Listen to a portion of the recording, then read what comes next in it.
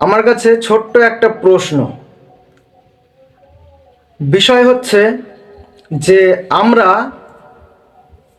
রাজ্যে সরকার কিসের জন্য তৈরি করি, কিসের জন্য সরকার আমরা স্থাপন করি?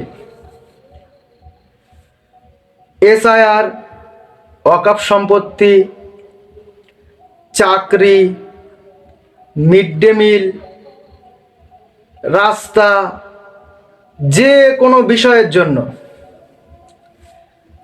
ওয়াকফ বিল বাতিলের দায়িত্ব কি আমাদের, নাকি এসআইআর আটকানোর দায়িত্ব আমাদের?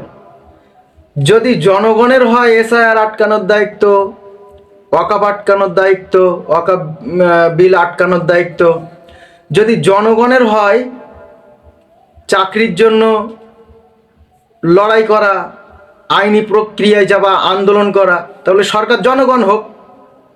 যারা সরকার আছে তারা সরকার থাকবে কেন? প্রত্যেকটা জিনিস, স্কুলে শিক্ষকের জন্য আন্দোলন করতে হচ্ছে। 10,000 মাদ্রাসা হয়নি কেন? আন্দোলন করতে হচ্ছে।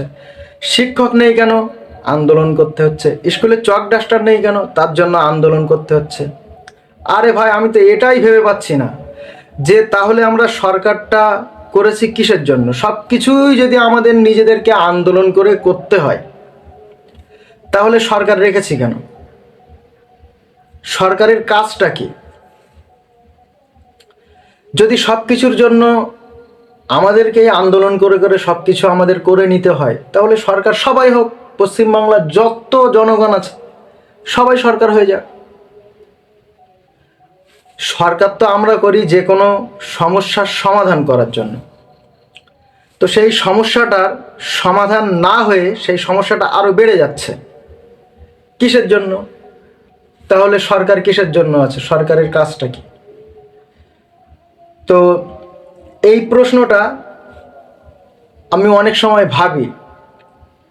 আর যারা আমাকে ফলো করেন অথবা ভাইজানকে ফলো করেন, আমার ভিডিওর কমেন্ট বক্সে অ্যান্সারটা দিয়ে যাবেন যে সরকার আমরা কিসের জন্য করেছি আর সরকারের কাজ কি। যদি জনগণ সরকারি যে কাজগুলো করার দরকার সরকারের, সেইগুলো যদি জনগণকে করতে হয়, তাহলে জনগণ কেন সরকার হবে না? আর আপনারা কি এই সরকার চান অথবা অন্য কাউকে সরকার হিসাবে চান? সেটা কিন্তু অবশ্যই জানিয়ে যাবেন কমেন্টের মাধ্যমে। আর ভিডিওটা শেয়ার করবেন, যারা জানে না তাদেরকে জানানোর চেষ্টা করবেন, তাদেরকে সজাগ করবেন। ধন্যবাদ।